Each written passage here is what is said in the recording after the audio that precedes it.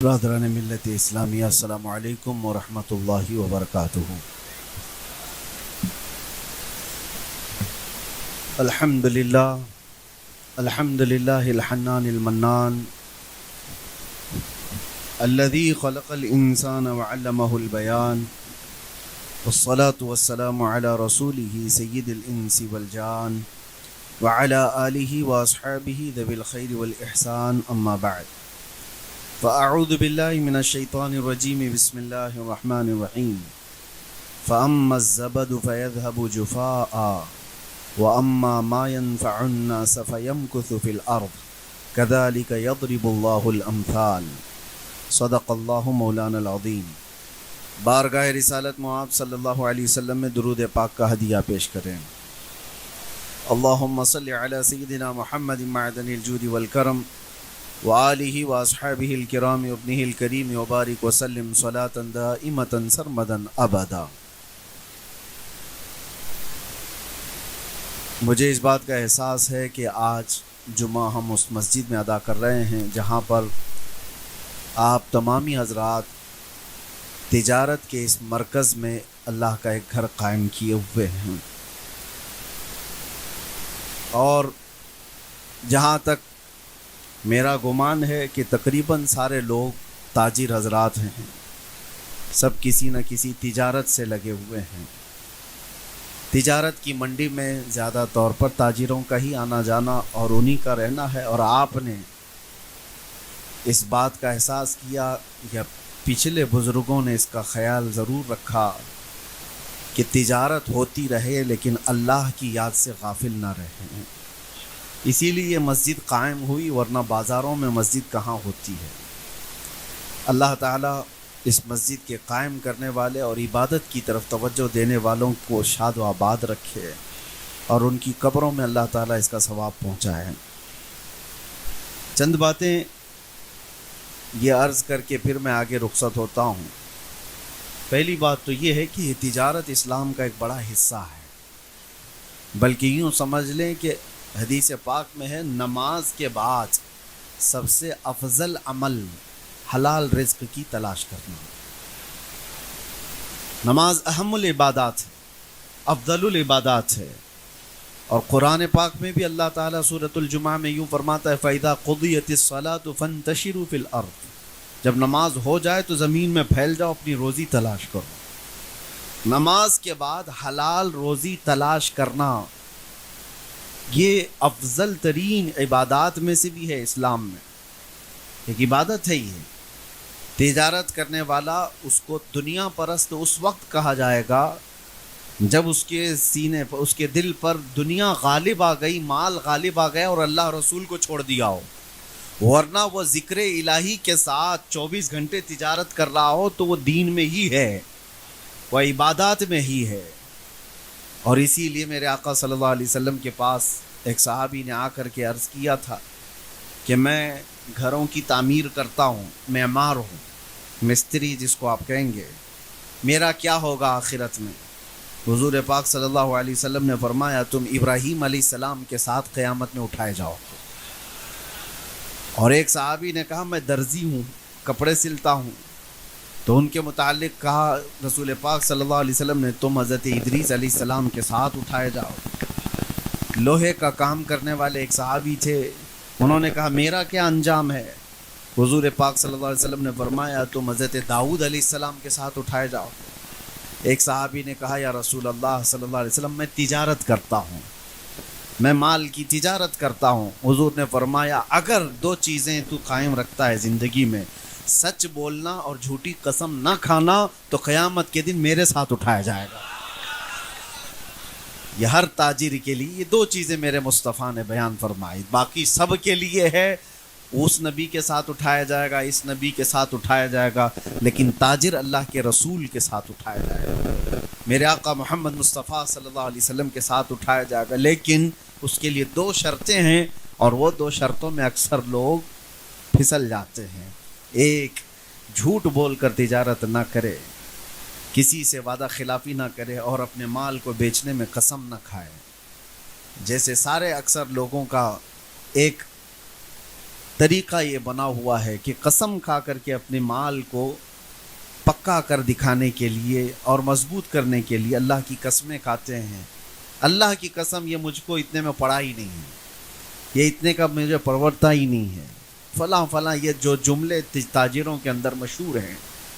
ہاں، اگر ان چیزوں سے وہ بچ گیا. اور ایک خاص بات میں آپ کو بتاؤں کہ حضور پاک صلی اللہ علیہ وسلم نے فرمایا برکت کے اللہ تعالیٰ نے 10 حصے پورے زمین پر اتارے، جس میں سے ایک حصہ اللہ تعالیٰ نے سارے کام کاج میں رکھے ہیں.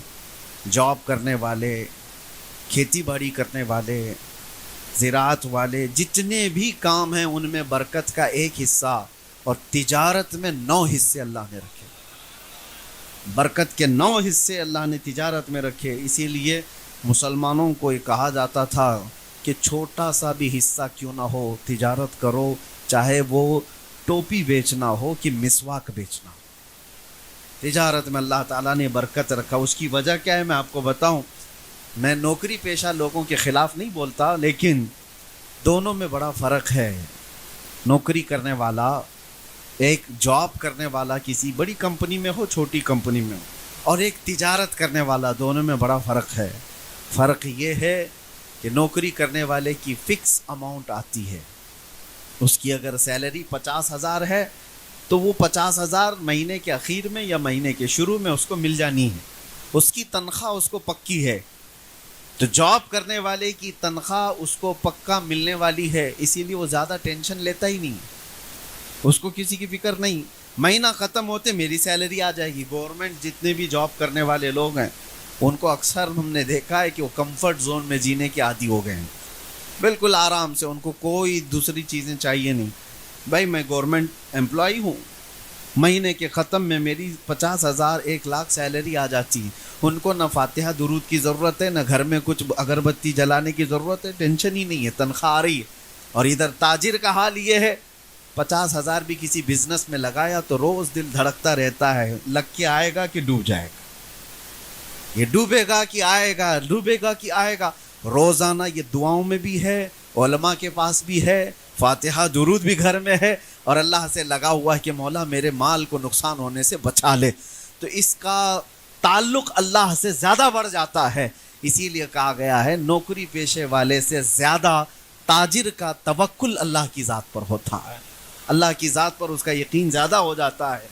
ڈوبتا ہے تو بھی فائدے میں آتا ہے تو بھی اللہ کے حوالے وہ کر دیتا ہے. اور اکثر آپ نے دیکھا ہوگا اسی لیے بہت ساری جگہوں پر جاب کرنے والے لوگ مسجدیں کم بنائے ہیں، تجارت پیشہ والے لوگ اکثر مسجدیں بھی قائم رکھتے ہیں. اللہ تبارک و تعالیٰ سچے ایماندار تاجروں میں آپ سب کا بھی شمار فرمائے، اور ہمیں بھی اللہ تعالیٰ اس میں شامل رکھے. میرے آقا صلی اللہ تعالیٰ علیہ وسلم نے تجارت کو فروغ دینے کے لیے خود بھی تجارت فرمائی. حضور پاک صلی اللہ تعالیٰ علیہ وسلم صرف 12 سال کی عمر میں تجارت کے سفر پر نکلے تھے. 12 سال کی عمر میں پہلی تجارت کا سفر آپ نے کیا ہے. تو اللہ کے نبی صلی اللہ علیہ وسلم نے جس میں قدم رکھا ہے وہ میدان کبھی برکت سے خالی ہو نہیں سکتا. آج میں نے ایک آیت آپ کے سامنے تلاوت کی ہے. اللہ تعالیٰ فرماتا ہے فَأَمَّا الزَّبَدُ فَيَذْهَبُ جُفَاءً وَأَمَّا مَا يَنْفَعُ النَّاسَ فَيَمْكُثُ فِي الْأَرْضِ. جو نفع دینے والا ہے لوگوں کو اس کا، اور جو کچرا ہے اس کا. قرآن کہتا ہے، یہ 13ویں پارے کی آیت ہے سورۃ الرعد میں. اللہ فرماتا ہے جو جھاگ ہے وہ اڑ کے چلا جائے گا. جھاگ سمجھتے ہیں؟ جھاگ جو سمندر کے اوپر آ جائے، کف جس کو کہیں، فینا کہتے ہیں، کئی جگہ پر الگ الگ باتیں ہیں. جو ہوا میں اڑ جاتا ہے، وائٹ وائٹ تو دکھتا ہے لیکن وہ اڑ جاتا ہے. قرآن یہی کہہ رہا ہے کہ یہ جھاگ اڑ جائے گا. وَأَمَّا مَا يَنْفَعُ النَّاسَ، اور جو نفع دینے والی چیز ہے فَيَمْكُثُ فِي الْأَرْضِ، وہ زمین میں ہمیشہ برقرار رہتا ہے، زمین میں قائم رہتا ہے. نفع دینے والے بنو، جھاگ نہ بنو. جو کسی کام کی ہی زندگی نہیں ہے، ایسی زندگی گزار کے فائدہ بھی کیا ہے. اگر دنیا میں آئے ہو تو کوئی ایسا کام کر جاؤ جو امت کو نفع دے، جو انسانیت کو نفع دے. ہمارے پاس آج وہ تاریخیں موجود ہیں. اسی لیے میرے آقا صلی اللہ تعالیٰ علیہ وسلم نے حدیث میں کیا فرمایا؟ من سن سنتا حسنتا فلہ اجرہا واجر من عمل بہا، جس نے کوئی نیا طریقہ ایجاد کیا اچھا، اس کا ایجاد کرنے کا ثواب بھی اسے ملے گا، اور جب تک قیامت تک اس ایجاد کیے ہوئے طریقے پر لوگ عمل کرتے رہیں گے ان سب کا ثواب بھی ایجاد کرنے والے کو ملے گا۔ کسی نے اگر کوئی ایک مسجد تعمیر کی ہے تو مسجد تعمیر کرنے کا ثواب تو ہے، لیکن لاکھوں جو سجدے اس میں ہوتے رہیں گے ان کا ثواب بھی اسے دیا جاتا رہے گا۔ کریٹیوٹی جس کو کہا جائے، ایجادات جس کو کہا جائے، یہ مسلمانوں کا ایک خاص حصہ تھا۔ آج بانجھ بنا دیا گیا امت کو، آج ہمارے حالات یہ ہو گئے ہیں کہ ان سے کوئی چیز امید ہی نہیں رکھی جا رہی ہے، حالانکہ ماضی قریب تک ہماری ترقیات کا دور اتنا سنہرا تھا، اتنا سنہرا جس کو تاریخ کبھی بھلا نہیں سکتی۔ میں آج مسلمان نوجوانوں سے اور جتنے بھی اہل ثروت حضرات ہیں ان سے بھی یہ گزارش کروں گا، اللہ نے جس میدان میں آپ کو طاقت دی ہے اس میدان میں کوئی ایسی ترقی کر جاؤ کہ تمہارے آنے کا زمین پر کوئی مطلب رہے، اس زندگی کا کوئی معنی تو رہے، ورنہ یوں آئے اور یوں چلے گئے۔ اسی لیے شاعر نے کہا ہے موت اس کی جس کا کرے زمانہ افسوس، یوں تو یہاں آئے ہیں سبھی مرنے کے لیے۔ جس کے جانے کے بعد امت میں ایک خلا واقع ہو جائے، جس کے جانے کے بعد دنیا اس کے غم میں روئے، جس کے جانے کے بعد دنیا کو محسوس ہو کہ کوئی بہت بڑی چیز گئی ہے، ورنہ ہماری زندگی ایسی نہ ہو کہ جنازہ جانے کے بعد لوگ یہ کہیں دھرتی کا بوجھ چلا گیا، زمین کا کچرا ختم ہو گیا۔ عزیزان گرامی وقار، آپ کی زندگی سے متعلق اور ہماری زندگی سے متعلق ایک بات میں عرض کرتا ہوں۔ مولانا جلال الدین رومی رحمۃ اللہ تعالی علیہ بیان فرماتے ہیں ایک بہت عظیم چیز ہے، بہت عظیم چیز ہے، خاص طور پر ایک واقعہ انہوں نے بیان کیا ہے۔ ایک ملک ایسا ہے، ایک ملک ایسا افریقہ کا ملک، شروع میں انہوں نے ایسی بیان کیا کہ جہاں کی حکومت کا طریقہ بالکل الگ ہے۔ وہ ایک ملک ایسا ہے، ان کی حکومت کا طریقہ ایسا ہے کہ 1 سال ہی بادشاہ رہتا ہے کوئی بھی، اور بادشاہ بنانے کا طریقہ ایسا ہے کہ ملک کے جتنے بھی ذمہ دار حضرات ہیں وہ ملک کی سرحد پر جا کر، باؤنڈری پر جا کر سال کی پہلی تاریخ میں کھڑے ہو جاتے ہیں رات کو، اور صبح جیسے ہوتی ہے جو شخص ملک میں پہلے داخل ہوا وہ ان کا بادشاہ ہے، جو بھی مسافر آیا، کوئی بھی آیا، وہ ان کا بادشاہ ہے۔ لیکن اس بادشاہ کو پہلے بتا دیتے ہیں کہ آپ ہمارے بادشاہ ہو، آپ کو ہم تخت پر بٹھائیں گے، تاج پہنائیں گے، ساری اختیارات آپ کو دیں گے، لیکن سال گزر جائے گا پورا تو آپ کو اٹھا کر لے جا کر ایک جنگل میں چھوڑ دیں گے، اور وہ جنگل اتنا خطرناک کہ جہاں بھیڑیے ہیں، درندے ہیں، جانور ہیں، پھاڑ کھائیں گے، ختم ہو جائے گا۔ تو جو اس بات کو منظور کرتا ہے بادشاہ کی کرسی پہ بیٹھتا ہے، اور جو کہتا ہے نہیں مجھے نہیں چاہیے اسے چھوڑ دیا جاتا ہے، دوسرے کا انتظار۔ ہر سال کا ان کا معمول تھا یہ، جس کو بھی تاریخ میں، پہلی تاریخ میں ملک میں داخل ہوتا دیکھتے اس کو بادشاہ بناتے، لیکن پہلے سے بتا دیتے تھے کہ سال بھر کے بعد ہونا کیا ہے۔ ایک سال ایسا بھی آیا کہ جب ایک بادشاہ کو وہ جنگل میں چھوڑا ہے، درندے کھا چکے ہوں گے، خوفناک جنگل تھا، نئی تاریخ میں نئے بادشاہ کو چننا تھا، ملک کی سرحد پر آ کر بڑے لوگ کھڑے ہو گئے۔ اتفاق ایسا ہوا کہ صبح صبح پہلی تاریخ ہے، اور جو شخص داخل ہو رہا تھا وہ ایک عالم ربانی تھا، دیندار شخص رہا، اور آتے ہی انہوں نے نعرہ لگایا کہ آپ ہم کو بادشاہ مل گیا، بادشاہ مل گیا۔ جانتے پہچانتے نہیں تھے، لیکن پھر بھی کہا، اس عالم نے کہا کہ کس کا بادشاہ، کیوں نعرے لگا رہے ہو؟ انہوں نے کہا ہمارا نیم ہے، ہمارا دستور ہے، سال کی پہلی تاریخ میں جو ہمارے ملک میں پہلا شخص داخل ہوتا ہے وہ ہمارا بادشاہ ہوتا ہے۔ انہوں نے پوچھا تو پھر کیا کرتے ہو؟ لوگوں نے کہا تاج پہناتے ہیں، جلوس نکالتے ہیں، کرسی پر بٹھاتے ہیں۔ کہا پھر کیا کرتے ہو؟ کہا ساری فوج آپ کی، سارے وزیر آپ کے، سارا ملک آپ کے اختیار میں۔ پھر کیا ہوتا ہے؟ کہا سال گزر جاتا ہے تو آخری تاریخ میں آپ کو لے جا کر ہم جنگل میں چھوڑائیں گے، یہی ہمارا نیم ہے، کیا آپ کو منظور ہے؟ اس عالم نے کہا ہاں منظور ہے، بادشاہت قبول کر لیا۔ वैसे तो इंसानों की फितरत है, कारपोरेटर भी अगर बनना चाहे तो कौन मना करता है, अगर छोटा सा ओहदा भी मिल जाए कौन मना कौन करता है, लेकिन उसको कायम कौन रखता है, ये अपने कमाल की बात है। उस आलिम ने कहा मंजूर है। आए, ताज पहने कुर्सी पर बैठे, वजीरों को बुलाया, फौज को बुलाया, देखा पहला दिन है, सारे निज़ाम कायम हो गए। और आज बादशाह का पहला ऑर्डर ये था, मुल्क को अपने हाथ में लेने के बाद पहला ऑर्डर ये है कि मुझे वो जंगल दिखाया जाए जहां पर ले जाकर आखिर में छोड़ते हैं। बादशाह का ऑर्डर था तो सब लेकर के चले। जुलूस गया और जंगल देखा तो इतना खौफनाक, वहां पर खोपड़ियां हड्डियां पुराने लोगों की पड़ी हुई जिनको दरिंदे खा चुके हैं, कांटेदार दरख्त, खौफनाक आवाजों से भरा हुआ जंगल। बादशाह पहले ही दिन देख करके वापस आ गया। कहा, फिर फौज के आधे हिस्से को कहा, ये जो जंगल का खौफनाक हिस्सा है, इसमें जितने कांटे के झाड़ियां हैं सब निकाले जाएं, खोपड़ियां हटाई जाएं और इसको पूरे तौर पर साफ किया जाए। महीने भर तो जंगल साफ होता रहा। दूसरा महीना आया तो बादशाह ने हुक्म दिया कि वहाँ एक शानदार महल बनाया जाए। फिर एक महीने भर वहाँ पर महल की तामीर होती रही। तीसरे महीने बादशाह ने कहा एक हाउस तामीर किया जाए। चौथे महीने कहा यहाँ एक बागीचा बनाया जाए। 6 महीने तक तो वो महल ही बनाता रहा। उस जंगल के अंदर जितने थे सबको बदल करके उसने एक बहुत खूबसूरत किला बना दिया।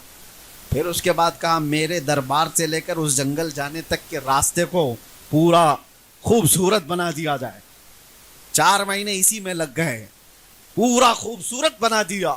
और उसके बाद देखो तो ना वो जंगल है, ना वहाँ कोई खौफनाक झाड़ियाँ, फूलों से सजा हुआ एक बागीचा जिसमें नहर बह रही है। खूबसूरत तरीन हिस्सा उसने बना दिया। और अभी साल को ख़त्म होने में दिन बाकी थे। अब गिन रहा है कब ख़त्म होगा कि ये लोग ले जाके छोड़े। जब साल ख़त्म हो, एक एक दिन गिनता हुआ गुजार रहा है, गिनने में दिन गुजर नहीं रहे। बहरहाल जैसे दिन ख़त्म हुए, जल्दी से बादशाह ने सबको बुलाया, मेरा साल ख़त्म हो गया, मुझे ले जाओ, जहाँ छोड़ते थे वहाँ छोड़ाओ। सारे लोग आए और आकर के उन्होंने कहा बादशाह सलामत, आज से हमारा नियम बदल गया है, हमारा कानून बदल गया है। कहा क्या हुआ क्या? कहा नहीं, 1 साल के बाद जो हम जंगल में छोड़ आते थे सब ने ये तय कर लिया कि अब हमेशा के बादशाह आप ही हो, अब आप ही हो। कहा ऐसा क्यों बदल लिया, ऐसा क्यों तुमने कानून बदल लिया? कहा अब तक हमने देखा जो भी बादशाह था वो बेवकूफ था, सिर्फ अपने मजे में जीता था। ये पहला बादशाह हमने देखा जो बाद में जाने वाली मंजिल की तैयारी अभी से कर रहा था। अक्लमंद जो बादशाह है हमने देख लिया, जो आखिरत की तैयारी कर रहा है वही हकीकत में हमारा बादशाह है। मौलाना जलालुद्दीन रूमी ये वाकया बयान करके कहते हैं, ऐ पढ़ने वाले, ये कोई मुल्क का कानून नहीं है, ये पूरी दुनिया का कानून है। दुनिया में जब तुम आते हो तो हर कोई तुम्हें बादशाह बना देता है। जब तुम पैदा होकर के इस दुनिया में आए थे, तुम्हें उठाने वाले, तुम्हारी तारीफ करने वाले, तुम्हारे आसपास घूमने वाले सब मौजूद हैं, लेकिन जिंदगी के खत्म होते ही तुम्हें जिस कब्रिस्तान में छोड़ आया जाता है वो वही हड्डियों और खोपड़ियों वाली जगह है जहां तुम्हें छोड़ दिया जाता है। लेकिन अगर तुम यहां रहते हुए जहां जाना है उसको पहले से तैयार कर लिया तो ये तुम्हें छोड़ तो देंगे, लेकिन 800 साल गुजर जाने के बाद भी गरीब नवाज की जैसा तुम्हारी बारगाह में भी खिदमत अंजाम देते रहे। 800 साल गुजर गए सुल्तानुल औलिया गरीब नवाज को, उनकी बादशाहत खत्म नहीं हुई, इसलिए कि वो हमेशा का बादशाह बना लिया गया। जिंदगी में रह करके उन्होंने आखिरत की तैयारियां की हैं। यही मैं कहना चाहता हूं मेरे अजीजों, नफा देने वाले और इस दुनिया में आकर के जीने का कोई मकसद बनाने वाले वही इस जमीन पर कायम रहते हैं। बाकी सारे कचरे, कब्रिस्तान में जाओ तो तख्तियां भी बुझ गई होंगी, कब्रों के पता भी नहीं हालात, कौन गया, कितने साल पुराना है। लेकिन कुछ कब्रें ऐसी हैं जो सिर्फ दफन नहीं हुई हैं, हमारे सीनों पर हुकूमत कर रही हैं। वो कब्रें हैं। एक अंग्रेज मुअर्रिख आया था हिंदुस्तान, उससे वापस जाने के बाद पूछा गया हिंदुस्तान का सबसे बड़ा अजूबा क्या देखा? اس نے کہا تاج محل تو 7 عجوبوں میں گنا جاتا ہے، لیکن تاج محل سے زیادہ عجوبے کی بات میں نے اجمیر میں دیکھا، اس لیے کہ ایک قبر ہے اور لاکھوں مسلمانوں پر حکومت کر رہی ہے۔ میرے عزیزو، یہ وہ لوگ ہیں جو دنیا میں رہ کر کے نفع پہنچاتے رہے اور ان کی زندگیاں ختم نہیں ہوتی، ان کی زندگیاں اللہ تبارک و تعالیٰ قائم رکھتا ہے۔ آج مجھے افسوس ہوتا ہے ان نوجوانوں کی زندگیوں کو دیکھ کر کہ جن کی زندگیاں 40 کو پہنچ گئیں، آج تک وہ اپنے بچوں کے لیے کچھ نہیں کر سکے، وہ اپنے آس پاس کچھ نہیں کر سکے۔ تو زندگی جینے کا مقصد کیا رہا؟ اس دنیا میں آنے کا تم نے کس کو نفع پہنچایا؟ یہ ایک فکر کے ساتھ جیتا رہے۔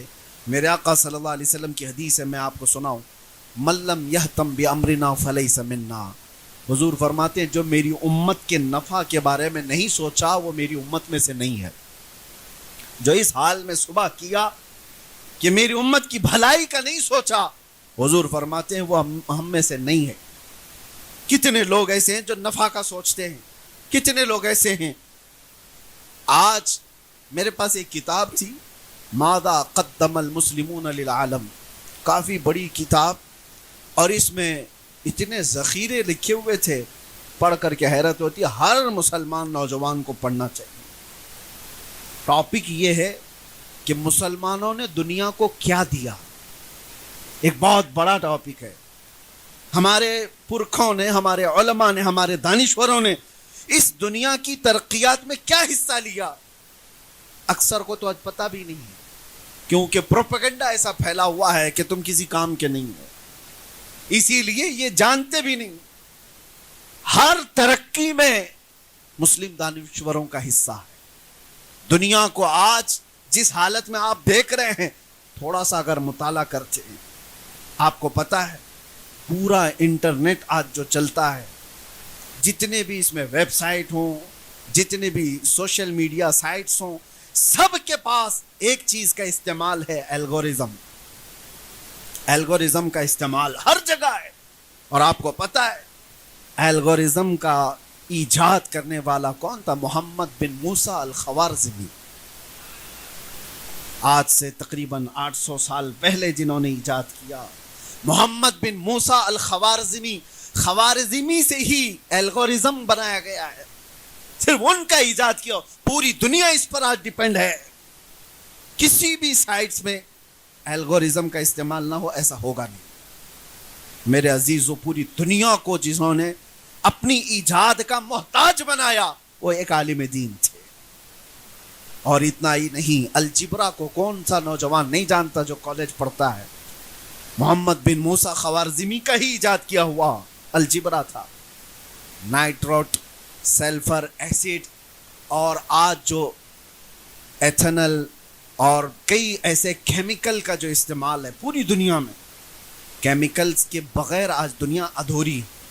تمہارے صابن، پیسٹ، دوائیوں سے لے کر ہر چیز، حتیٰ کہ پرفیومز میں جو استعمال کیا جاتا ہے، ہم اس کا مطالعہ کر رہے تھے تو پتہ چلا کہ یہ تو ایسڈ کا اور کیمیکل کا ایجاد کرنے والا دنیا میں سب سے پہلے وہ جابر بن حیان تھے، سب سے پہلے شخص ہیں۔ اور آپٹکس کا سب سے پہلے دنیا میں وجود کسی نے دیا، یعنی دیکھنے کی طاقت، اور کیمرے کا ایجاد۔ کیمرہ آج پوری دنیا کی ضرورت ہے، پوری دنیا۔ پہلے تو ایسا تھا کہ کیمرے نہیں تھے تو لوگ ہر چیز کرتے۔ آج کون سا خطہ باقی ہے جو کیمرے کی زد میں نہیں ہے؟ ہر جگہ تم کیمرے کے اندر ہو۔ اس کیمرے کا ایجاد کرنے والا کون تھا؟ اس کیمرے کا ایجاد کرنے والے ابن الہیثم، ابو الحسن ابن الہیثم تھے، مسلم عالم دین ہیں، جنہوں نے اس کی ایجاد کی، اور پوری دنیا کو آج ڈیپینڈ ہونا ہے ان پر۔ کئی مشینیں ایسی ہیں جو آج ہر کار میں، ہر چیز میں استعمال ہوتی ہیں، وہ ابن الہیثم کی ایجاد تھی۔ اور حیرت کی بات میں آپ کو بتاؤں، حضرت العلامہ ابو القاسم الزہراوی ایک بہت بڑے دانشور تھے، بہت بڑے عالم دین تھے، ابو القاسم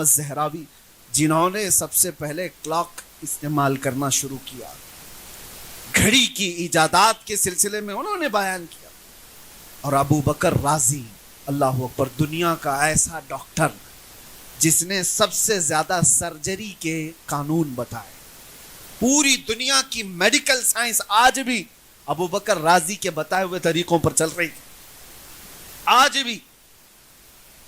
اور ابو علی سینا کی لکھی ہوئی کتابیں بچوں کے امراض کے سلسلے میں ڈاکٹرز اگر پڑھے ہوں گے تو یہ اور بات ہے کہ تاریخ مٹائی گئی ہے، ان کے ایجادات کی کہانیاں چھپا دی گئیں، لیکن بنیاد کس کی ہے؟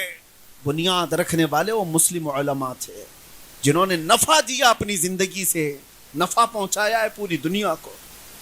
اور آپ کو یہ پتا ہے آج سب سے زیادہ تیز سفر کوئی ہے وہ تو ایروپلین کا سفر ہے، ہوائی سفر ہے.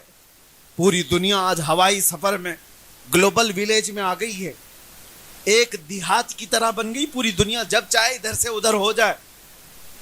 پوری دنیا کے لاکھوں کلومیٹر کو سمیٹ دیا گیا ایروپلین کے سفر نے. اور سب سے پہلے ایروپلین کی ایجاد کرنے کے لیے جنہوں نے شروعات کی تھی پیراگلائڈز وغیرہ کے ذریعے سے، وہ عباس بن فرناس تھے. یہ بھی مسلم عالم دین تھے. دنیا کو کیا نہیں دیا. وہ کتاب میں نے پڑھا تھا تو حیرت ہوتی ہے، دنیا کی 75% ایجادات مسلم علماء کی ہیں، اور آج اسی امت کا بچہ نشے میں مسحور ہے. آج اسی امت کا بچہ نوجوان گلیوں اور نکڑوں پر اپنی راتیں گزار رہا ہے. آج زندگی بے مقصد گزارنی پڑ رہی ہے لوگوں کو. کیوں ایسا؟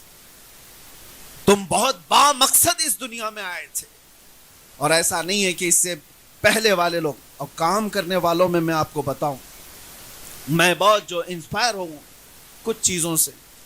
ممبئی کی سرزمین پر مجھے جب یہ پتا چلا، آپ کو پتا ہے مدن پورہ سنی بڑی مسجد کو آپ نے دیکھا ہوگا، بھائی کلّہ کتنی بڑی مسجد ہے، تقریباً 150 سال پرانی مسجد ہے. اسی طرح ایک حمیدیہ مسجد بھی آپ نے دیکھا ہوگا پائیدونی میں.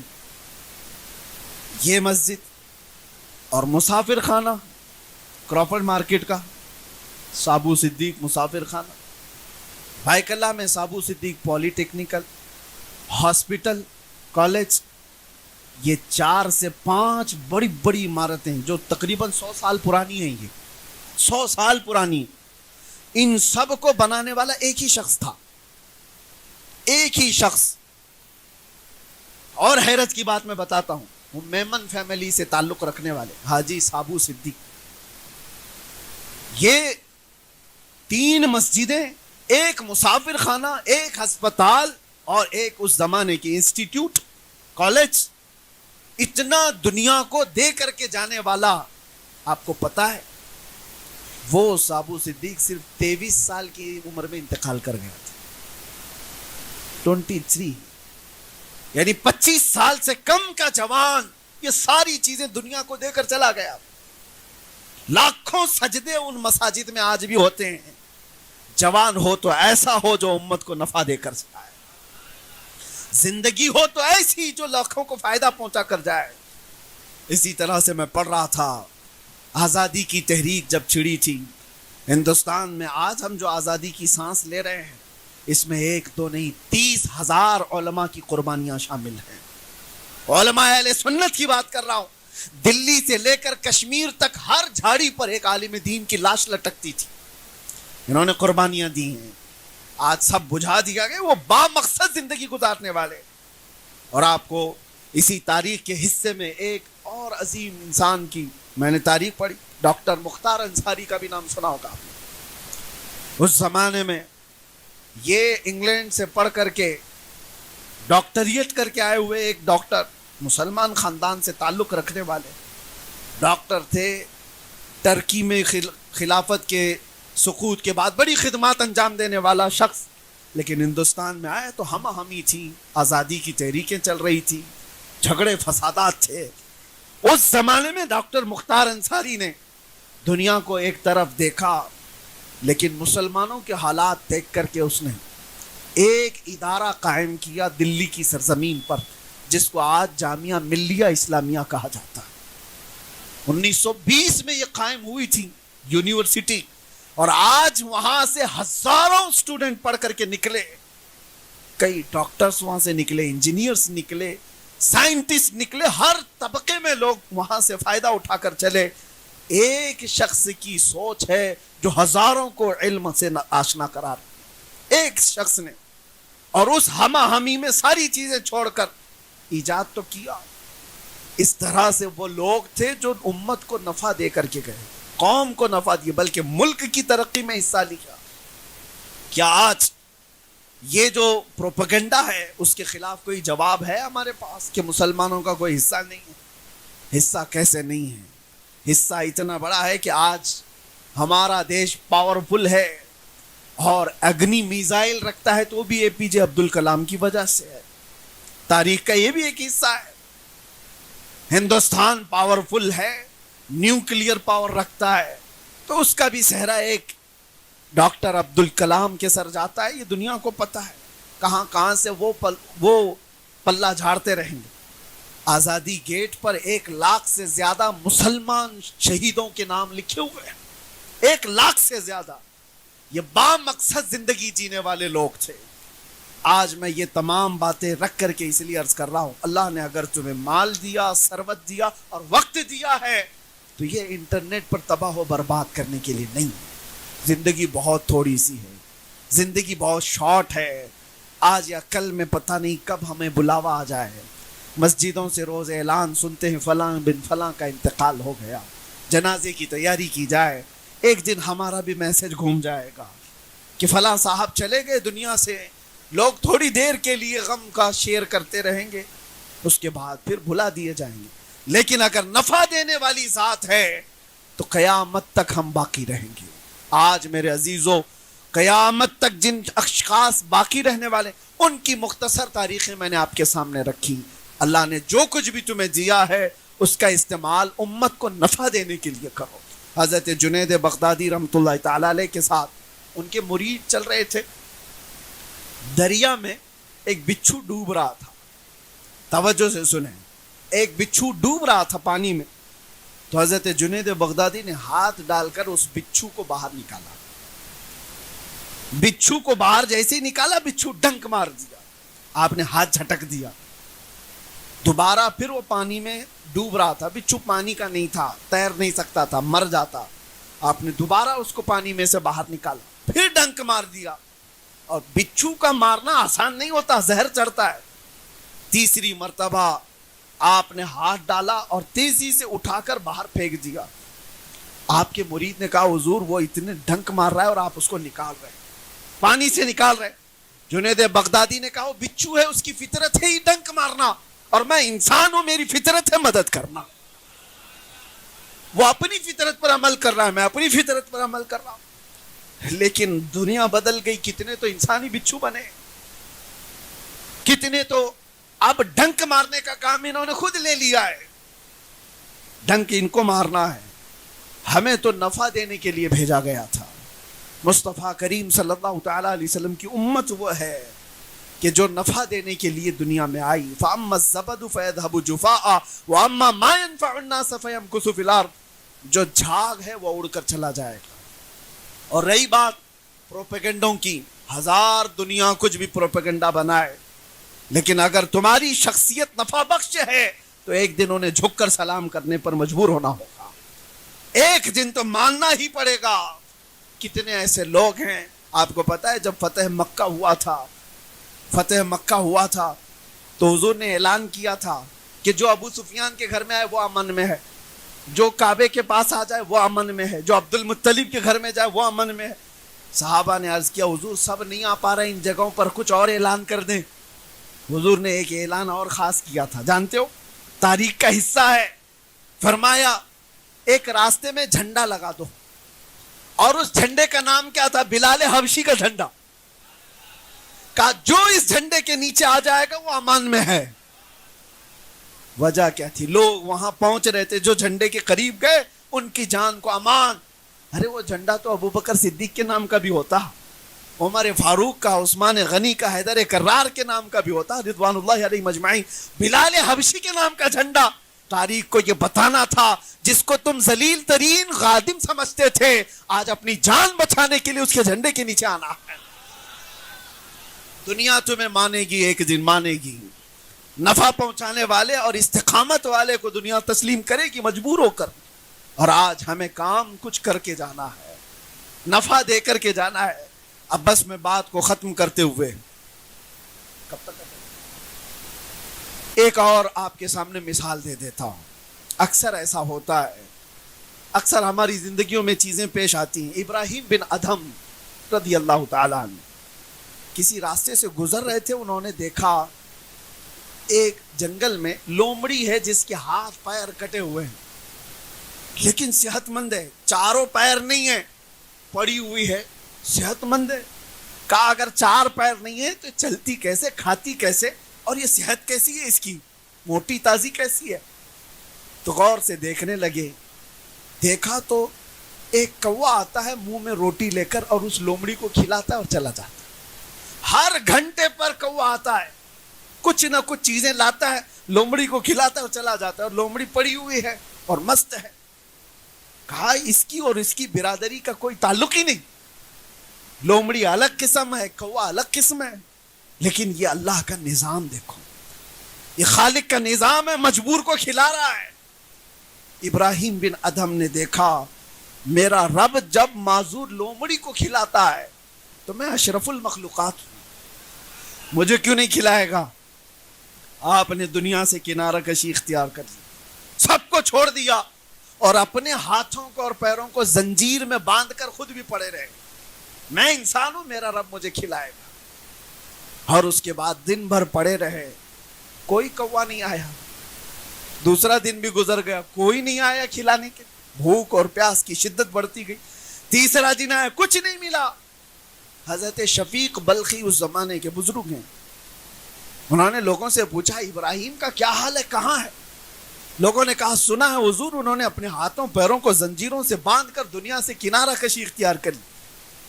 کہا اچھا، تو وہ آئے، شفیق بلخی نے دیکھا، کہا اس حالت میں پڑے کہ پیٹ پیٹ سے لگا ہوا ہے، کمزوری آ گئی۔ پوچھا ابراہیم کیا حال ہے تمہارا؟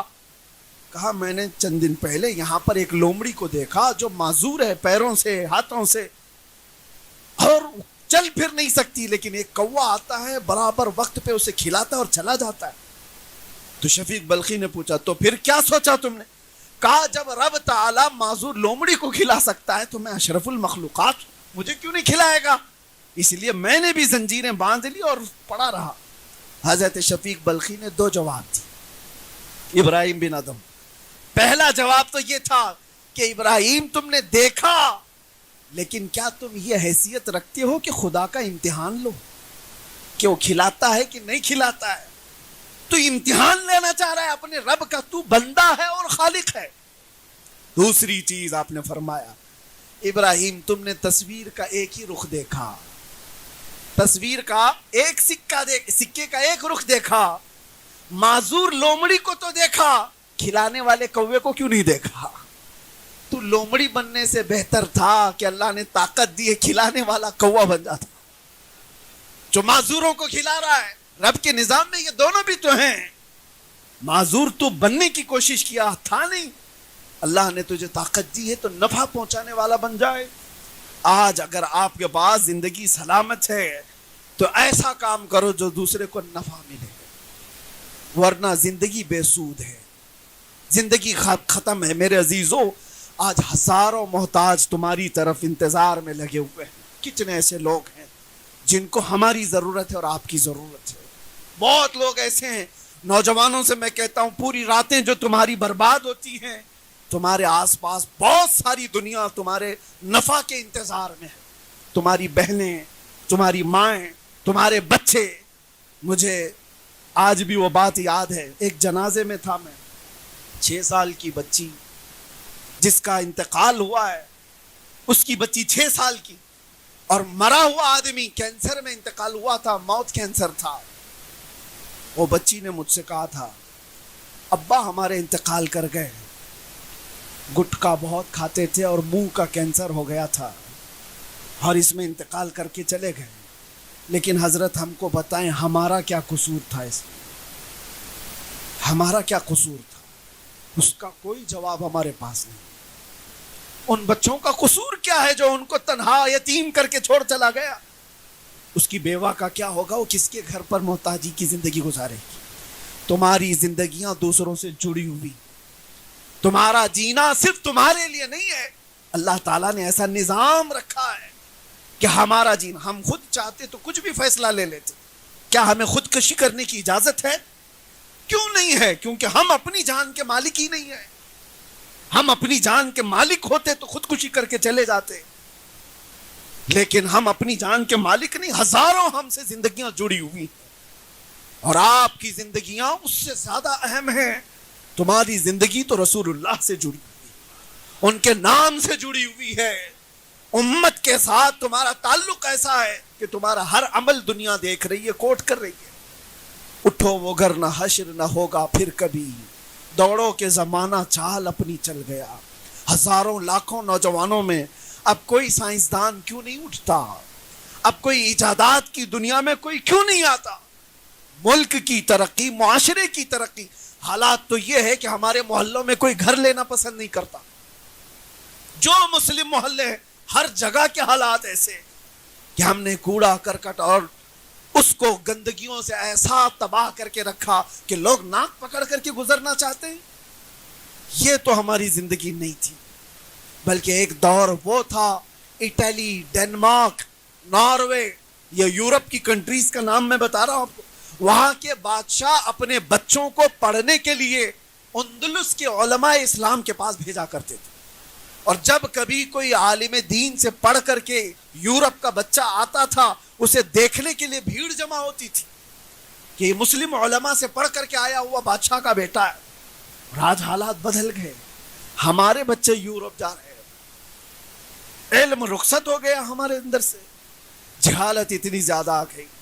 مجھے درد اس بات کا ہوتا ہے کہ دنیا کے کتنے خطوں میں میں نے دیکھا ہے، شہر کا جو علاقہ مسلم ڈومینیٹ کہلاتا ہے، بہت سارے شہر ہیں ہندوستان میں جہاں مسلم میجورٹی ہے، مسلمان محلے کثرت سے ہیں، ان علاقوں کی ایک کامن چیز ہم نے ہر جگہ دیکھی کہ سارا نشہ وہیں بکتا ہے، وہیں ہوتا ہے، وہیں ڈیلر ہوتے ہیں، سب کچھ وہی ہے۔ کیوں ایسا ہے؟ ممبئی کے ہی حالات نہیں، دلی جاؤ، بنگلور جاؤ، کلکتہ جاؤ، بڑے شہروں کے سب جگہ کے حالات، مسلمان اس میں کثرت سے ملوث ہیں۔ پھر میں پوچھتا ہوں یہ کون سے مسلمان ہیں؟ اللہ کے نبی صلی اللہ تعالی علیہ وسلم نے جس امت کو بنایا، جو معاشرہ ترتیب دیا، وہ معاشرہ تو ایسا تھا، رات بھر خود بھوکے رہ کر پڑوسی کا خیال کرنے والے۔ نشہ تو بہت دور کی بات ہے، جنگ میں شہید ہونے کے وقت زخم کھا کر کے گر گئے ہوں، ایک کھٹوری پانی کسی نے لا کر کے زخمی صحابی کو دی، ان کو جیسی آواز آئی کہ فلاں کو پیاس لگی، انہوں نے پانی نہیں پیا، کہا اس کو پہلے پلا دو۔ اپنی موت کے وقت پانی قربان کرنے والی امت تھی یہ، اور آج اپنے مزے کے لیے نشہ کرنے والی امت کیسے ہو گئی؟ ان حالات کا ذمہ دار کون ہے؟ ہر ایک کو اس کی ذمہ داری اٹھانی ہوگی۔ بڑے لوگوں کا حال یہ ہے، آج بوڑھے ہو گئے لوگ، پیسے والے لوگ ہیں یا معاشرے میں اثر و رسوخ رکھنے والے، یہ کہتے ہیں کسی کے لفڑے میں کیوں جانے کا، کوئی بگڑ رہا ہے تو بگڑنے تو ہم کو کیا کرنا ہے؟ تم سے بھی قیامت کے دن سوال ہوگا۔ جبرائیل امین علیہ السلام فرماتے ہیں حضور سے، ایک بار اللہ کا ایسا غضب ہوا تھا ایک بستی پر کہ پوری بستی تباہ کرنے کا حکم ہوا کہ پوری بستی کو تباہ کر دو، لیکن اس میں ایک نیک بندہ تھا جو کبھی گناہ نہیں کیا تھا۔ میں نے رب سے عرض کیا کہ مولا اس کا کیا کرنا ہے، اس کو نکالے؟ اللہ نے فرمایا اس کو بھی تباہ کرو، وہ نیک تھا، گنہگاروں کی بستی میں رہ رہا تھا، اس کو کیوں تباہ کریں؟ رب تعالیٰ نے فرمایا وہ برائیاں دیکھتا ہے اور کسی کو روکتا نہیں، خود تو پاکیزہ ہے لیکن روکتا کسی کو نہیں تھا۔ یہ آپ ہرگز نہ سمجھیں ہمارے آس پاس زنا کے اڈے چل رہے ہیں، آس پاس شراب کی بوتلیں خوب چل رہی ہیں اور ہم کسی کو کچھ نہ بولیں۔ ارے مسلم معاشرے میں تو یہ ٹپس دینے والے تو بہت سارے ہیں، مسلمانوں کے گھروں کی جاسوسیاں پولیس کو کرنے والے تو کتنے پیدا ہوئے ہیں، لیکن کاش یہ لوگ ٹپر بننے کی بجائے، جاسوسی کرنے کی بجائے امت کی خیر خواہی کے لیے نوجوانوں کی اصلاح کی کوشش کرتے ہیں، ثواب کے بھی مستحق ہوتے ہیں۔ امت کی اصلاح ایسے نہیں ہوگی۔ میں آپ سے یہ کہتا ہوں کہ اٹھو، ذمہ داریوں کا احساس کرو، نہ خود برائی کرو گے نہ برائی ہونے دو گے۔ جب اس مسئلے پر ہر کوئی عمل کرے گا انشاءاللہ پاکی تو شروع ہوگی۔ اور کچرا بہت زیادہ ہے، ضروری نہیں کہ ایک ہی دن میں صاف ہو جائے۔ شروعات کرو تو چند مہینے گزریں، چند سال گزریں، پھر وہ معاشرہ آ جائے گا جب گزرنے والے کہے گا، گزرنے والا یہی کہے گا اس معاشرے سے مدینے کی خوشبو آیا کرتی۔ ہمیں بس وہ معاشرہ چاہیے جہاں سے گزرنے والے کو میرے مصطفیٰ کی خوشبو آئے۔ اللہ کریم ہمیں کہنے سننے سے زیادہ عمل کی توفیق عطا فرمائے، ہمیں نفع بخش زندگی عطا فرمائے، امت کے نفع کے لیے جینے کی توفیق عطا فرمائے۔ بارگاہ رب العزت میں یہ دعا ہے اللہ حلال کھلائے اور حرام سے بچائے۔ وآخر دعوانا ان الحمدللہ رب العالمین۔ السلام علیکم۔